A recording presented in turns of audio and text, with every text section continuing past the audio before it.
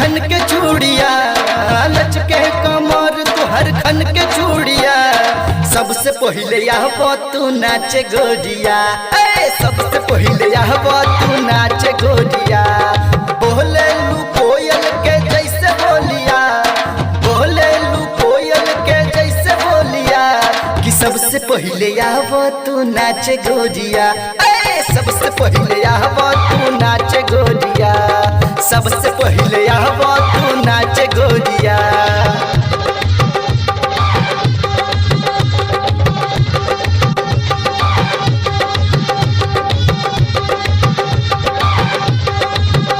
जब पतली कमर तोहर हिले हो, लइका जवन का बुढ़बो पीले हो।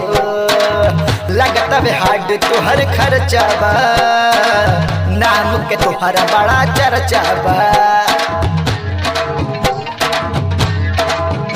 जब पतली कमर तोहर हिले हो, लइका जवन का बुढ़बो पीले हो। लगता बे हाड तोहर खर्चाबा, नाम के तोहरा बड़ा चर्चाबा। पहनले जे बाड़ू तू लहंगा करिया, पहनले जे बाड़ू तू लहंगा करिया। त सबसे पहले आबो तू नाचे गोरिया, सबसे पहले आबो तू नाचे गोरिया। सबसे पहले आबो तू नाचे गोरिया।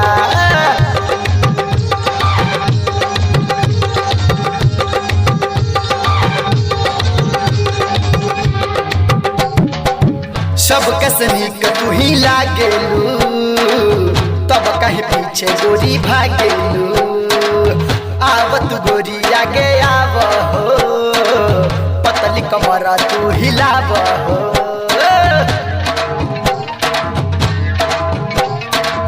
सब कसनीक तू ही लागेलू, तब कहीं पीछे गोरी भागेलू। आवत गोरी आगे आव हो, पतली कमर तू हिलाव हो। गावेले से राज बाबू गाना बढ़िया, गावेले से राज बाबू गाना बढ़िया।